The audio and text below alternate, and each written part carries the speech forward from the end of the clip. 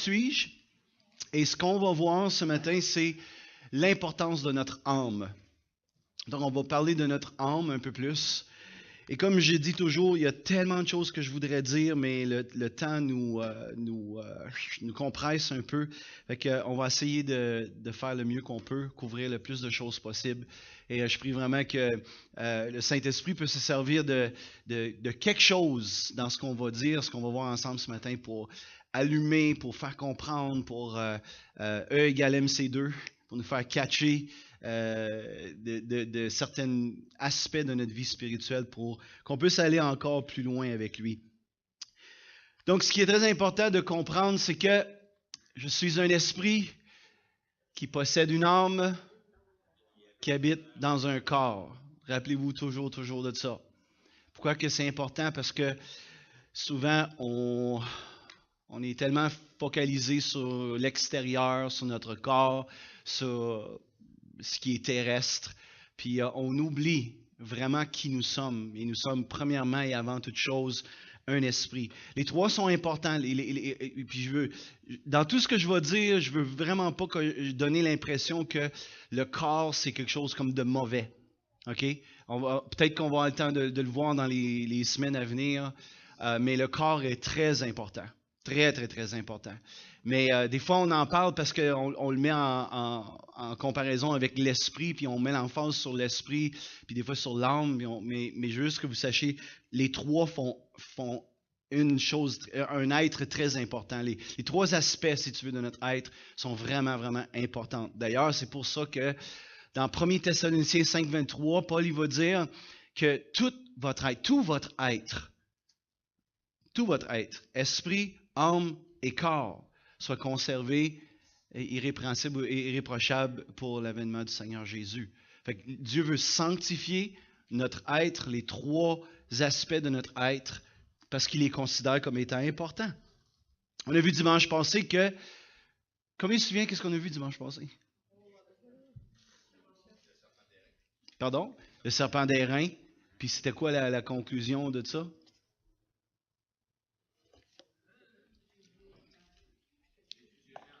Ouais, j'allais m'asseoir, c'est bon. On a été fusionnés avec Jésus, right? On est 1 Corinthiens 6, 17. Celui qui s'attache au Seigneur est un seul esprit avec le Seigneur, right? On est devenu une nouvelle création. Puis c'est tellement, tellement glorieux lorsqu'on réalise cette vérité que Jésus est avec nous, qu'il va toujours être avec nous. Jésus par son esprit, évidemment. OK, donc c'est ça qu'on avait vu un peu. Ce matin, on va voir l'âme et je vais vous montrer un petit diagramme que, je ne sais pas si vous vous souvenez, il y a quelques années, Dan Slade nous avait montré ça, nous avait enseigné ça. Oui, allô?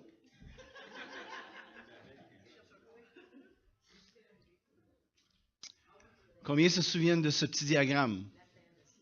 Combien n'ont jamais vu ça? Oh, wow, OK. Wow. OK, bon, mais c'est bon ça. OK.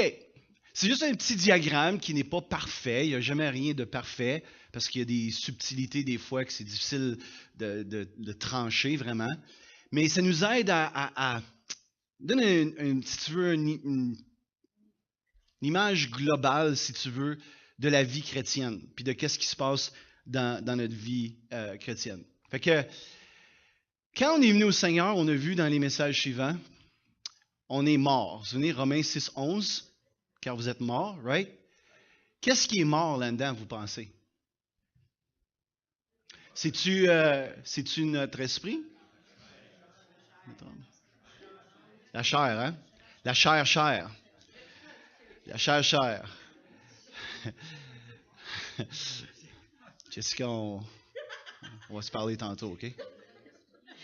Fait que c'est notre chair, right? C'est le vieil homme, le vieux Terry à la croix, il a été crucifié avec Jésus à la croix, right? Pour ça que Paul va dire, car t'es mort. T'es mort, OK? Paul va dire, Galates 2:20, j'ai été crucifié avec Christ, right? Si je vis, plus moi qui vis, mais c'est Christ qui vit en moi. OK. Ça devrait mettre un sourire sur ton visage. Fait que la chair, on est composé de trois, hein, esprit, âme, corps. Chair, excusez. Puis ça, c'est, si tu veux, je l'ai modifié un peu parce que ça nous aide à comprendre, c'est notre corps, ça. Dans le fond, c'est tout notre être. Okay? C'est dans ce sens-là que je voulais dire. Okay? Ça nous englobe, tout ce que nous sommes, si tu veux. L'âme, le corps, l'esprit, la chair, bon, c'est tout ça. Et quand on vient au Seigneur, bien évidemment, notre chair, elle meurt. Elle est crucifiée avec Jésus. On a vu que notre esprit reprend vie. On est régénéré. La vie de Dieu. Dieu souffle dans notre être, si tu veux, le souffle de son esprit, et on prend vie. C'est là 2 Corinthiens 5, 17. Bon, c'est en Jésus, on est une nouvelle créature, tout ça. On a vu que le problème, c'est que notre âme, lui, qui est composé de notre intellect, notre volonté, nos émotions, lui a mangé une claque pendant notre vie avant Jésus. Lui, ben, son intellect a été bourré de mensonges.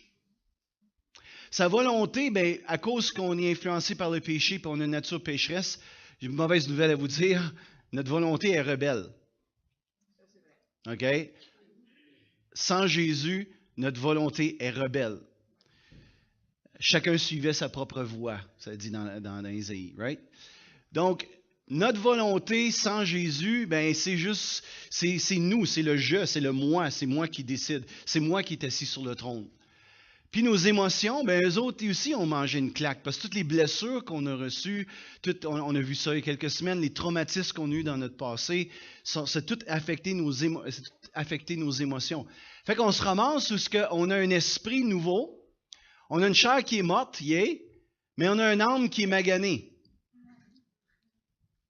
Puis des fois, notre corps est magané aussi parce qu'on s'est couché pas mal tard, puis on a abusé de notre corps avant de venir au Seigneur.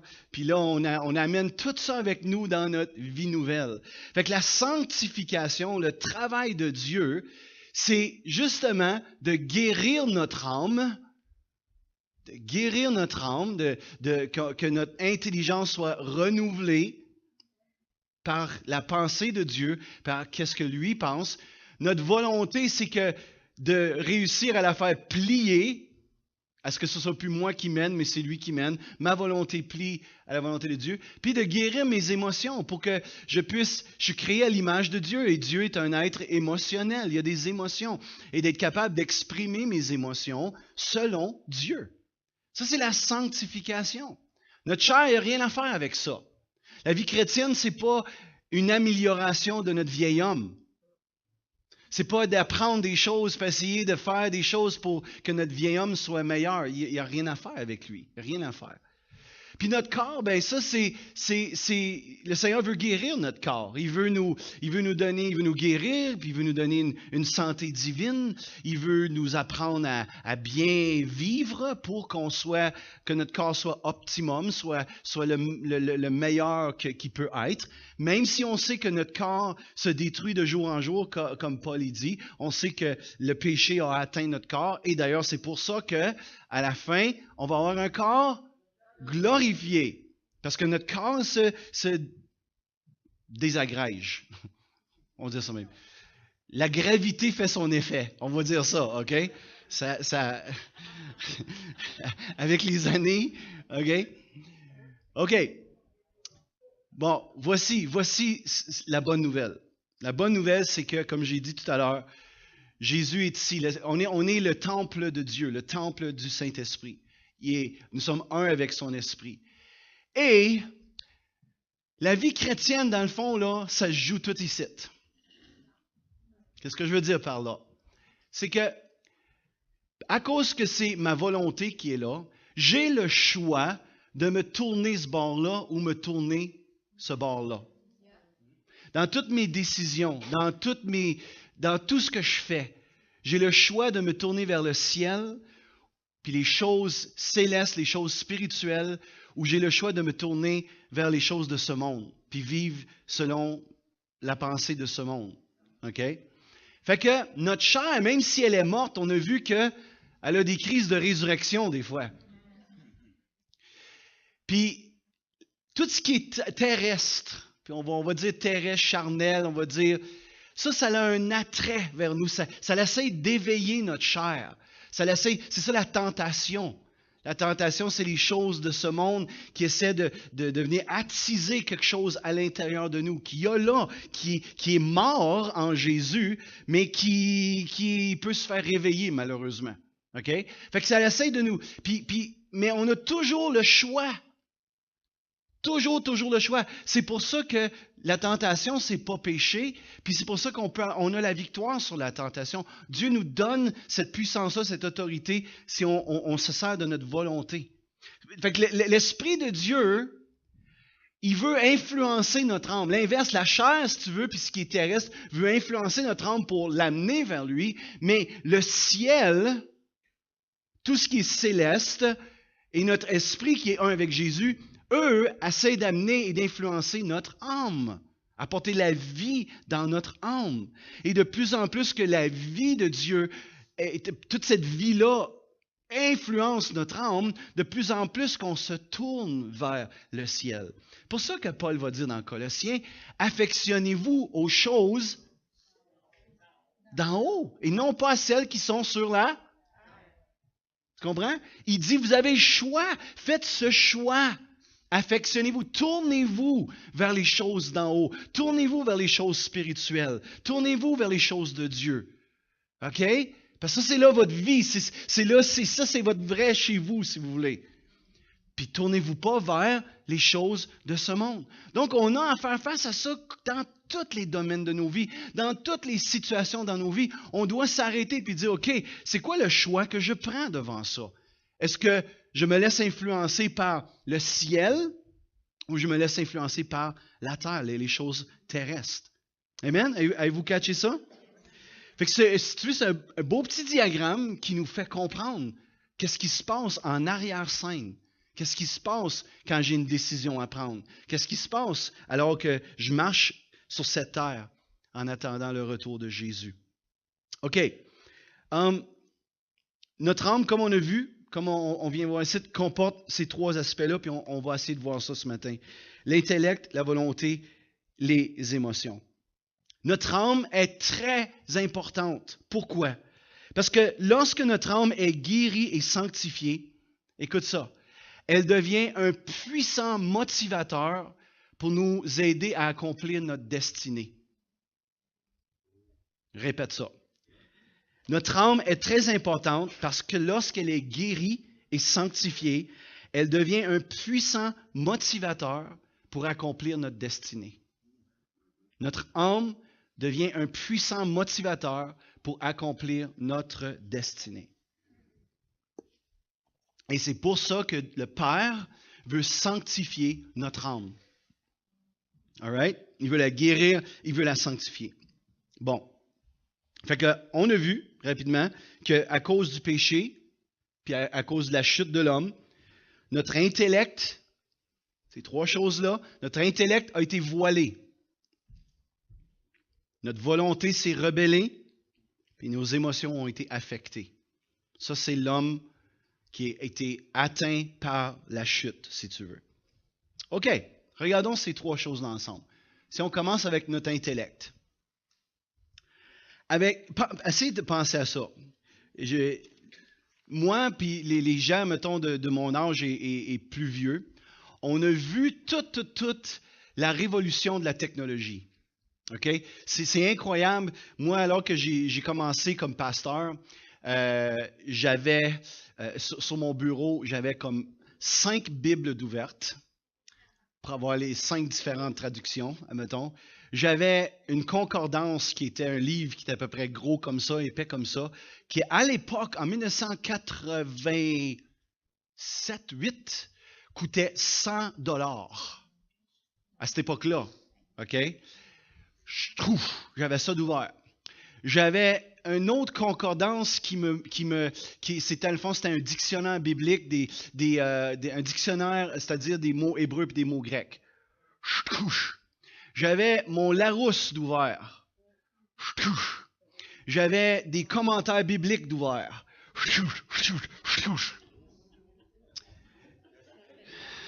J'avais plus de place pour travailler. OK? Fait qu'on a connu ça. Okay? On a connu, nous autres, faire nos prédications sur une feuille cartable avec un stylo. OK? On faisait ça. Right? Et là, il y a eu cette révolution technologique. C'est incroyable. Ça a commencé avec le cellulaire qui a commencé. Avant, vous vous souvenez des premiers cellulaires? J'ai gardé certains de mes premiers cellulaires. C'est à peu près une affaire gros de même. Allô? Non, j'exagère là, mais c'est une grosse affaire. Puis là, ça a commencé. Puis là, après ça, on était donc contents avec le téléphone. Puis là, pour texter, pour avoir le C, genre, il fallait que tu fasses 3 fois le A. 1, 2, 3. Ça, c'est C. Souvenez-vous de ça, hein? Et là, t'étais là, mon gars, tu sais, pour... OK, merde, je me suis trompé. Oh, man. OK? Bon, on a vu tout ça. Puis, il y en a qui sont encore dans les années 90. OK, c'est correct. Puis après ça, ben là, évidemment, on a vu le téléphone, on a vu, hein, c'est devenu un ordinateur. Puis je me souviens des premiers ordinateurs que j'avais, où j'avais un disque dur de 20 MB. 20 MB, puis c'était une bombe à l'époque. 20 MB. Puis là, aujourd'hui, ben, on a quoi? On a 2 Tera, 1 Tera, tu sais, c'est fou, là. Même dans notre téléphone. Mon téléphone, il est peut-être 100 fois plus puissant que mon premier ordinateur que j'ai eu. C'est comme ça. Fait qu'on a vu tout ça. Puis on a accès à de l'information, de la connaissance. Le monde est saturé de connaissances aujourd'hui. Il y a tellement de connaissances, il y a tellement... Je ne sais pas si ça vous est arrivé. Moi, j'ai fait une indigestion de connaissances. Sérieux. Quand ça a commencé, puis on a commencé à avoir de la connaissance, on a voulu genre s'abonner à tout, tu sais, comme moi en tout cas, tout savoir, tout ce qu'on avait, tu sais, c'était tout à la portée de la main. Puis à un moment donné, là, dans ma vie, là, il y avait tellement, je lisais tellement d'affaires, là, j'ai fait comme, c'était comme too much. Puis j'ai commencé là à juste faire un ménage, puis dire, je vais arrêter, non, je ne regarderai pas ça, non, puis simplifier ma vie, tu sais. Puis, fait que, juste pour dire que c'est un assaut de connaissances. C'est incroyable. On est la génération la plus, je dirais pas éduquée, mais la plus connaissante, si tu veux. Ou plutôt qui a le plus accès à la connaissance. Que de tous les temps, depuis Adam et Ève, pense-y. Il n'y a jamais eu une génération comme la génération d'aujourd'hui. C'est incroyable. Tu sais, là, j'ai pas mon téléphone sur moi, mais tu as ma tablette. Là, tout de suite, on peut aller, puis on va aller voir comment l'oreille est faite. On va aller sur Google. Il va tout nous expliquer comment... En 90, là, il fallait que j'aille à la librairie, aller trouver une encyclopédie médicale, puis fouiller pour le trouver. OK, fait que vous savez le point que j'essaie de faire. OK? C'est ridicule. Mais regardez bien ça. Avec toute cette connaissance, puis il y a des génies sur la terre, là. Les gens ne connaissent pas Dieu. Pensez. Avec toute la connaissance qu'il y a dans ce monde, l'homme ne peut pas connaître Dieu, ni les voies de Dieu. Tournez avec moi. Oh non, je l'ai, je pense. Oh, mais... ouais. J'oublie qu'est-ce que j'ai mis. OK, check ça. Aussi est-il écrit, 1 Corinthiens 1, 19 à 21, aussi est-il écrit, je détruirai la sagesse des sages, je rendrai nulle l'intelligence des intelligents. Où est le sage? Où est le scribe? Où est le raisonneur de ce siècle? Dieu n'a-t-il pas convaincu de folie la sagesse du monde? Car puisque le monde, avec sa sagesse, ou on va dire son intelligence, n'a point connu Dieu, et n'a plu à Dieu dans sa sagesse à lui, de sauver les croyants par la folie de la prédication. Avec toute leur connaissance, l'homme, avec un intellect qui est voilé, une intelligence qui est obscurcie aux choses de Dieu, il est très connaissant sur bien des domaines, mais aux choses de Dieu, ne peut pas connaître le Seigneur. Et c'est pour ça que quand tu viens au Seigneur, tu n'as pas un delete dans le front pour effacer tout ça ou pour recevoir toute la connaissance de Dieu d'un coup sec. Ça serait trop le fun, right? Tu viens à Jésus, puis là, on t'enseigne où le bouton delete. puis on fait tlouc, puis on t'enseigne comment faire un upload, un download de toute la connaissance de Dieu. Puis là, c'est pas de même ça marche. Regarde qu'est-ce que Paul va dire. Ne vous conformez pas au siècle présent, mais soyez transformés, dites-les, par le renouvellement de l'intelligence. Pourquoi est-ce que Paul dit ça? Parce que notre intelligence, même si on est sauvé, notre âme, notre intellect, a besoin d'être, si tu veux, reprogrammé. Pourquoi? Parce qu'on a appris des façons de faire dans le monde. On a appris comment réagir de certaines façons. On vient avec notre bagage au Seigneur. Puis là, c'est à partir de notre moment qu'on donne notre vie au Seigneur, c'est le temps de la sanctification. C'est le processus de sanctification. Fait que c'est une reprogrammation. Je dois commencer à penser comme mon Père pense. Et arrêter de penser juste comme moi je pense, avec ma sagesse, mon raisonnement. Fait que Paul est en train de dire, arrêtez de marcher selon la pensée du siècle présent, selon ce monde. Si on reprendrait le petit tableau qu'on avait, arrêtez d'être influencé par la chair et par le terrestre, si tu veux, la terre. OK? Mais au contraire, soyez renouvelés, soyez transformés. Puis le renouvellement de l'intelligence amène une transformation dans notre vie. Pourquoi? Parce que quand tu comprends quelque chose, ta vie change. Quand tu crois la bonne chose, ta vie commence à changer. Quand notre intelligence est renouvelée, ça devient puissant.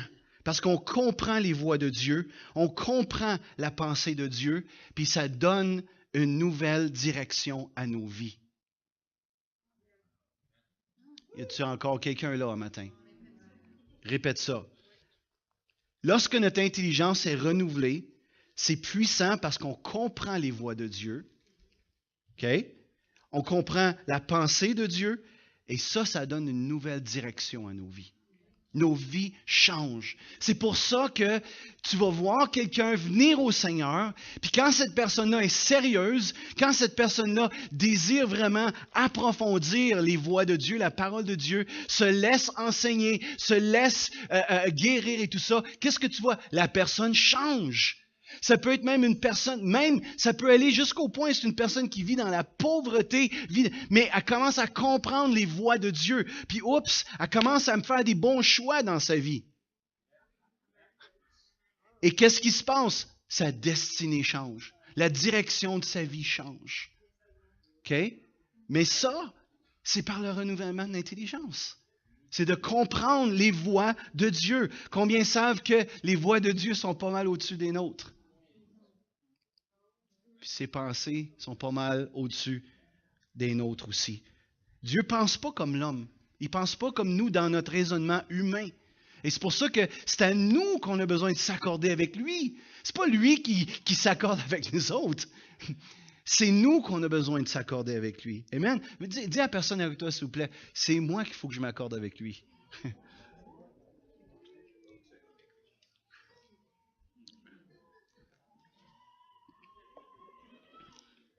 Donc, notre intelligence doit être renouvelée principalement par la parole de Dieu, qui est la vérité. Jésus, dans le jardin de Gethsémani, a prié son Père et il a dit, « Père, ta parole est la vérité. » Right?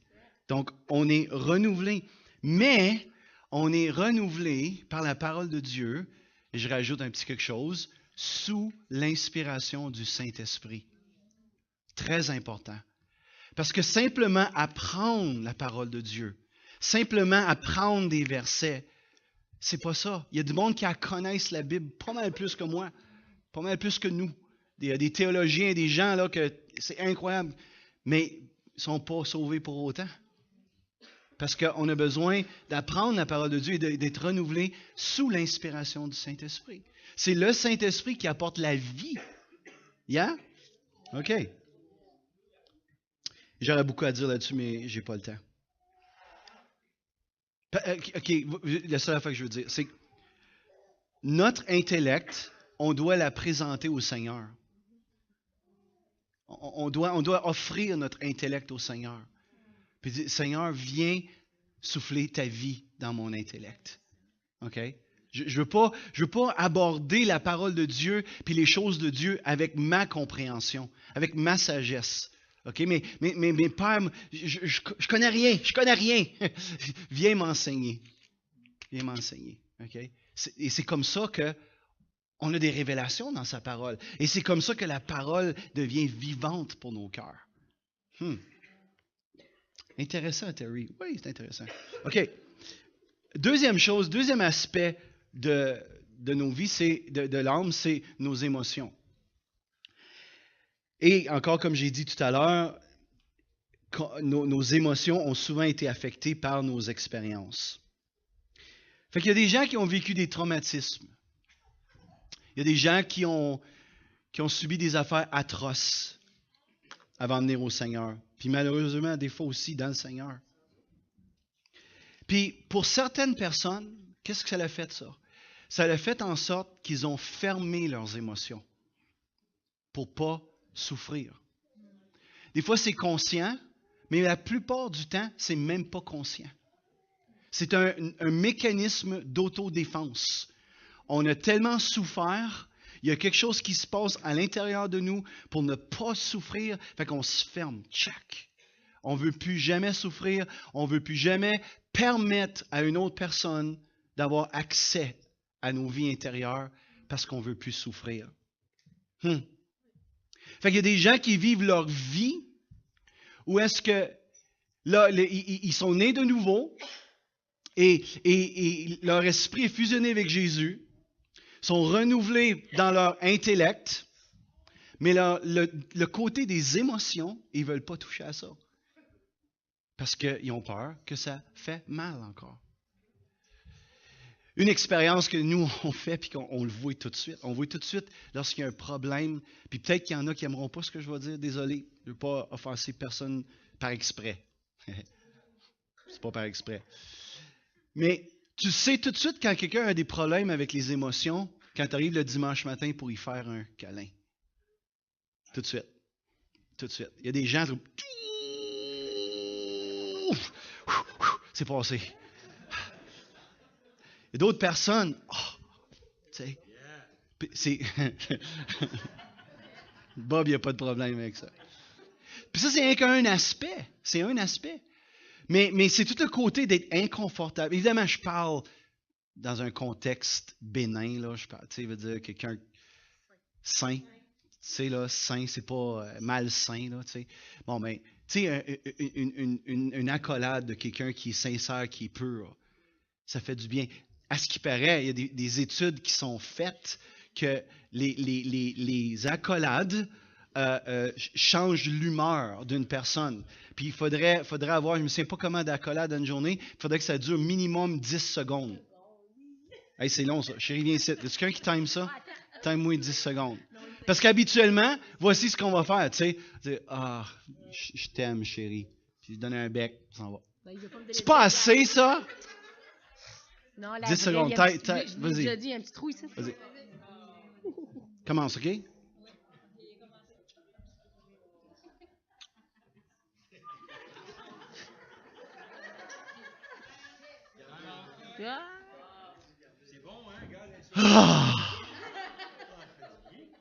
Hey, c'est quelque chose, ça. C'est quelque chose. Il y a du monde qui sont même pas capables de le faire juste de même. T'sais? Tout ça pour dire, nous sommes des êtres émotionnels. On a été créés avec des émotions. Et ça, c'est normal. La parole, Paul, il va dire aux chrétiens, je ne sais plus quel verset, mais il dit, soyez pleins d'affection les uns envers les autres. Soyez pleins d'affection.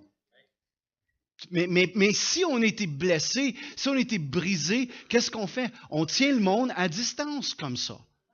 Okay? Parce qu'on ne veut pas souffrir. Mais j'ai une bonne nouvelle pour toi.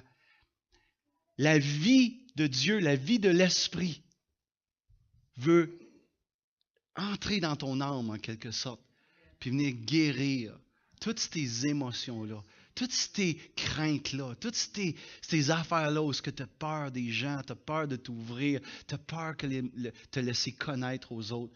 Le Père veut venir guérir ça. Une bonne nouvelle, ça? Il y a d'autres personnes que c'est le contraire, c'est des vraies boules d'émotions. Connaissez-vous des gens? Non, on ne passe pas des noms, non. Mais c'est des boules d'émotions. C'est comme genre, là, tu sais jamais comment tu vas les voir quand tu les rencontres. Tu peux les voir là, comme oh, oh, oh, oh, ou tu peux les voir. Là, tu te dis, wow, tu sais, c'est comme, je sais pas comme, comment, sur quel pied danser pour. Tu sais pas, tu sais. Une journée, c'est high, l'autre journée. Puis tu sais, je parle même pas là, de problèmes de santé mentale. J'enlève ça de l'équation. Il y a des gens qui sont pas capables de gérer leurs émotions. Ça a l'air que ça arrive une fois par mois chez la moitié de la population. Non, excusez, c'était une farce plate. Une farce plate.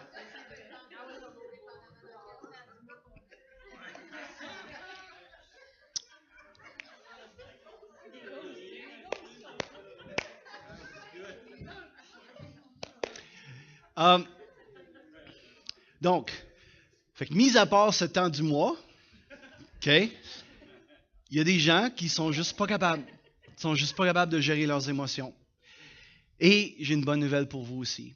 Le Père veut venir par son esprit guérir tout ce volcan, cette montagne russe émotionnelle. Il veut venir faire ça dans nos cœurs. Mais écoutez ça. Lorsque nos émotions sont guéries, comme je disais, elles sont une puissante force de motivation pour le royaume de Dieu. Je veux te faire voir quelque chose ce matin que je sais que tu sais déjà. Mais imagine quelqu'un qui est touché, qui est compatissant, qui voit une situation, puis touché dans ses émotions par la compassion. Alors la compassion, qu'est-ce qu'elle va faire? Elle va nous motiver à faire quoi? À donner pour rencontrer les besoins. Nous sommes dans un temps de Noël, c'est ainsi, et le Père veut venir toucher nos émotions. Il veut venir toucher la compassion, cette fibre qu'il y a à l'intérieur de nous de compassion, pour qu'on voit les gens qui sont plus nécessiteux autour de nous, les gens qui sont dans le besoin. Et cette émotion-là, qu'est-ce qu'elle est sanctifiée, elle est guérie par le Seigneur, elle me pousse à faire quelque chose. Amen? Oui.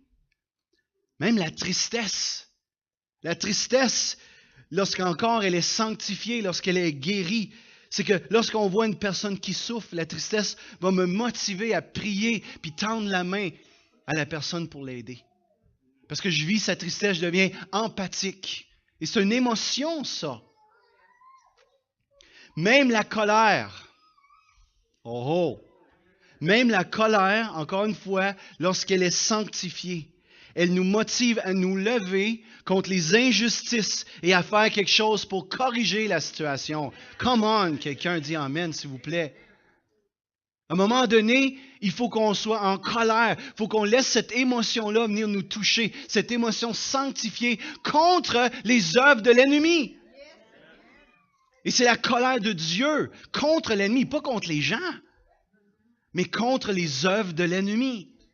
Quand tu laisses cette émotion-là t'envahir, quand tu vois une injustice, tu te lèves puis tu fais quelque chose. Le problème, c'est que nos émotions sont gelées souvent. Puis on se promène dans la vie avec... Tu sais? Puis on ne veut même pas laisser nos émotions être touchées. Quand on voit une émission, par exemple, de vision mondiale, puis on voit ce qui se passe en Syrie ou n'importe où, qu'est-ce qu'on veut faire tout de suite? Changer de poste. On ne veut pas que ça vienne nous déranger. Non, je suis bien dans ma zone en dormitoire. I'm comfortably numb. Mes émotions sont gelées puis je suis confortable dans ça. Endormi, tu sais. Fait que beaucoup de gens, même des croyants, vivent comme ça. On ne veut pas laisser l'émotion que Dieu veut sanctifier par son esprit venir nous influencer à faire quelque chose. Fait qu'on aime mieux être average. On ne veut pas se démarquer. On veut juste être avec tout le monde. OK. Donc, nos émotions ont besoin de recevoir la vie de l'esprit. Troisième chose, notre volonté. Oh my! Tout se joue là. Tout se joue drette là. C'est notre volonté qui dicte notre destinée. Rappelle-toi de ça. c'est notre volonté qui dicte notre destinée. Et on va dire, oh, wow, wow, c'est Dieu qui dicte notre destinée. Tu as le choix de t'accorder avec Dieu ou d'être en rébellion avec Dieu. Dieu a un plan, Dieu a un désir pour chacune de nos vies. Mais je dois, comme j'ai dit tout à l'heure, je dois accorder ma volonté avec la sienne. All right? C'est ma volonté qui décide si je vais me laisser influencer par la terre. Vous êtes encore là? C'est elle qui décide si je vais me laisser influencer par la terre, le monde et les choses terrestres, ou si je vais me laisser influencer par le ciel et les choses du royaume. C'est ma volonté. Avez-vous déjà entendu quelqu'un dire, peut-être vous l'avez dit, vous autres, moi, j'ai pas de volonté. J'ai vraiment pas de volonté, moi. Là, on est à veille de prendre toutes nos belles résolutions, là. Ah là, tu vas faire là, du treadmill, on va du tapis roulant, là, tous les jours, pendant 20 minutes par jour, puis on a après 2 semaines, des fois avant, pour les moins tough. Puis là, c'est quoi? Hein? Ah ouais, ben, on a tellement échoué dans le passé qu'on commence plus, on le fait même plus. Fait que là, on se décourage, puis on dit, moi, j'ai pas de volonté. J'ai pas de volonté pantoute. Ben, tu sais qu'est-ce que tu es en train de dire? Tu es juste en train de dire que ta volonté n'a pas encore été sanctifiée. Ouh! Excusez-la. Oui, on commence tout un programme d'entraînement la semaine prochaine. Non, mais c'est juste que tu es en train de dire que ma volonté est encore rebelle. Ma volonté encore, elle ne se plie pas. Puis là, j'ai pris cet exemple-là parce que je veux qu'on comprenne que notre corps est important et on a besoin de prendre soin de notre corps. Puis je sais que moi, j'ai besoin d'en faire du tapis. Moi, j'ai besoin du soaking, oui, là, mais je veux dire, j'ai besoin de les deux genres de tapis. J'ai besoin, pour ma santé, je ne veux pas mourir d'une crise cardiaque dans ma cinquantaine. Fait que je sais que j'ai besoin, moi, de le faire. Tu comprends? Fait que là, c'est une question de volonté. C'est une question de, est-ce que je laisse l'Esprit de Dieu influencer ma volonté? Parce que ça, c'est les voies de Dieu, c'est les choses de Dieu. Aïe, aïe, hein? Et je vous ai dit que je pouvais en parler jusqu'à demain. Hey, la volonté. Il y a tellement de choses dans nos vies qu'on fait juste, puis on ne prend même pas la peine pour dire, Saint-Esprit, voudrais-tu juste apporter ta vie dans ma volonté, dans mon âme? Au contraire, on fait juste faire les choses comme on est habitué de les faire. Puis on ne réalise pas que notre volonté a besoin d'être sanctifiée. Wow! Notre volonté, sans la vie de l'Esprit, cherche toujours la voie facile. Elle cherche le confort et à satisfaire la chair. Il y en a qui trouvent ça drôle. C'est bien plus facile de manger un bol de chips, puis peut-être 2, que d'aller faire du tapis, non?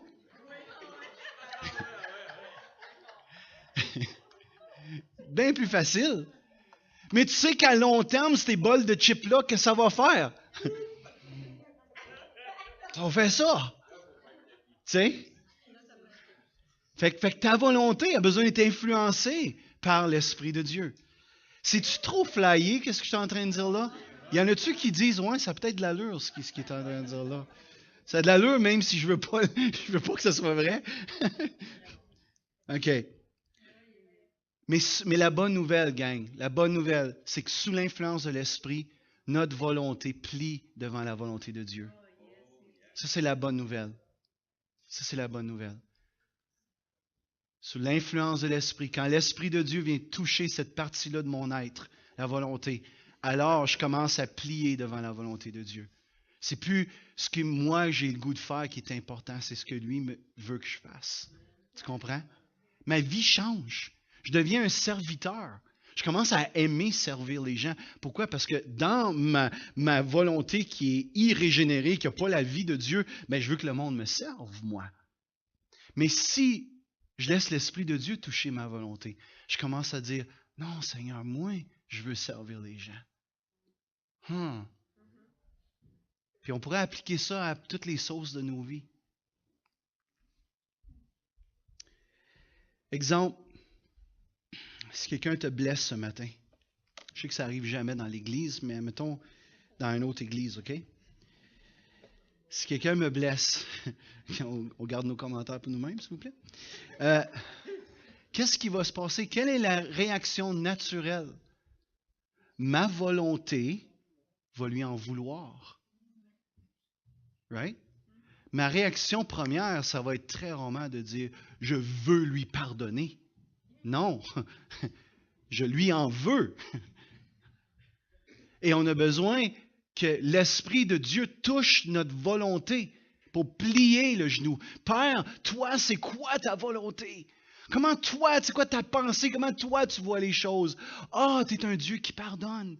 Et tu veux qu'on pardonne à la même mesure qu'on était pardonné, Colossiens. OK. Fait que je plie, je choisis de plier ma volonté à la tienne. Fait que Seigneur, je choisis de pardonner par un acte de ma volonté. Ça a-tu de l'allure, ça? Servir le Seigneur, hein? Donner sa vie pour le royaume. On parle de ça à l'Église, on parle de donner notre vie pour la cause du royaume. Ben écoute, notre volonté, qui n'est pas affectée par l'Esprit de Dieu, veut rien savoir de ça.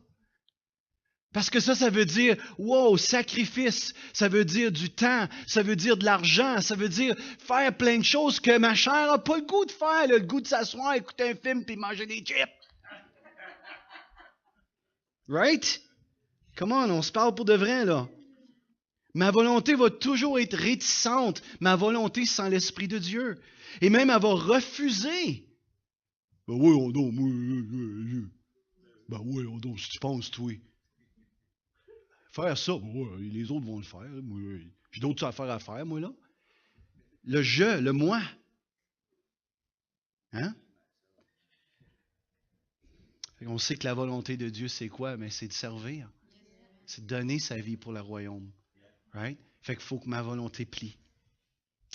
J'ai quelque chose que je veux dire qui fait longtemps, je veux dire ben des affaires, mais puis ça fait longtemps que j'en dis ben des affaires. Mais écoute bien ça. Quand dans cette pensée-là, je peux choisir d'être heureux.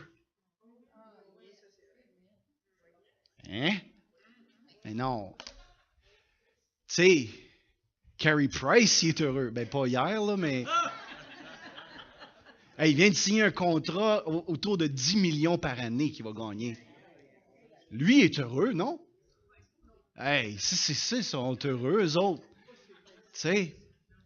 Puis, ou ben, OK, ben, gars, on va y aller. Non, gars, on va baisser ça. On sait bien, ça, c'est la classe à part. Mais tu sais, gars, telle personne que sa vie va bien, puis qu'il est heureux à l'ouvrage, ton boss, il est fin avec lui. Lui, il est heureux. Ça veut rien dire, hein? Tu peux tout avoir et être malheureux, puis tu peux rien avoir et être heureux. Parce que c'est un choix que tu fais. C'est ta volonté qui choisit la joie. Écoute qu'est-ce que Paul dit dans Philippiens 4, versets 11 à 13. Là, je ne l'ai pas écrit là. Écoute ça. Car j'ai appris. Dites appris. J'ai appris à être content dans l'état où je me trouve. Quelqu'un dit wow. J'ai appris à être content dans l'état où je me trouve. Verset 12. Je sais vivre dans l'humiliation et je sais vivre dans l'abondance. En tout et partout, j'ai appris à être rassasié et avoir faim, à être dans l'abondance et à être dans la disette. Je puis tout par celui qui me fortifie. Qu'est-ce que Paul est en train de dire? Paul est dans misère, puis il dit, je choisis d'être heureux. Pourquoi? Parce que je peux tout par celui qui me fortifie. Je suis capable, par Jésus, qui vient influencer ma volonté, qui me dit, non, arrête d'être négatif, arrête de chialer, arrête de voir les affaires qui ne vont pas, commence à te réjouir parce que Dieu est bon. Yeah! Tu choisis. Tu mets tes yeux au bon endroit. Tu changes ta confession. Tu arrêtes de toutes les affaires qui sortent de négatif. Tu arrêtes ça. Je choisis. Tu sais quoi, au lieu de chialer dans ma job, puis après ma job, je vais bénir. Hallelujah. Je vais rentrer à job. Merci Seigneur pour la job que tu m'as donnée. Wouh! Merci pour mon patron. Merci pour cette entreprise. Bénis cette place. Au lieu de job, puis le boss, puis penses-tu que ta journée va bien aller? Mais vieux, tu es en train de proclamer, tu es en train de prophétiser ta journée. Puis la foi vient de ce qu'on entend. Fait que tu es en train de croire ce que tu es en train de dire. Aïe, aïe, hein? Je peux choisir de bénir Dieu, peu importe les circonstances. David dit dans le psaume 103, verset 2, quoi? Mon âme, pense-y, pense à la lumière de ce qu'on est en train de voir. Mon âme bénit l'Éternel et n'oublie aucun de ses bienfaits. Écoute ce qui est en train de se passer. C'est son esprit qui est en train de parler à son âme. Son esprit qui est avec Jésus, qui a la vie de Jésus, qui reçoit cette vie-là, son esprit parle à son âme. Hey! Mon âme, tu vas bénir l'Éternel. Puis je parle à mon intellect, n'oublie aucun de ses bienfaits. J'ai le choix. J'ai le choix. On a le choix de venir ce matin avec notre pack-sac de problèmes, ça, puis d'attendre je ne sais quoi. Je ne sais quoi. D'attendre un zappage divin, un kaboum qui va changer notre existence. Ou bien non, de se parler. Mon esprit, que la vie de Dieu en elle, va parler à mon âme. Mon âme, tu files pas, là. Je parle à mes émotions, tu files pas. Tu es découragé de ça. Mon âme, bénis l'Éternel, puis oublie pas ses bienfaits. Tu es dans une mauvaise passe, là? Choisis de regarder ailleurs. Choisis de regarder les bienfaits, les bontés de Dieu. Come on, c'est cool ça. On a le choix. On a le choix. Et c'est fascinant lorsque tu commences à voir ça. Tu vois des versets dans la Bible où ton être travaille ensemble. Ton esprit parle à ton âme qui influence même ton corps. Puis même les aspects de ton âme travaillent ensemble. C'est pareil comme on parlait tantôt, si quelqu'un me blesse ou bien une situation qui me frustre ou je subis une offense, qu'est-ce que mes émotions sont affectées? Right? Première chose. Mes émotions, qu'est-ce qu'il va faire? Il influence mon intellect. Mon intellect, donc, c'est mon raisonnement, commence à être faussé. Puis l'ennemi, qu'est-ce qu'il fait? Je n'ai même pas parlé de l'ennemi dans le diagramme, parce que des fois, on a tellement de problèmes avec nous-mêmes qu'on n'a même pas besoin de l'ennemi.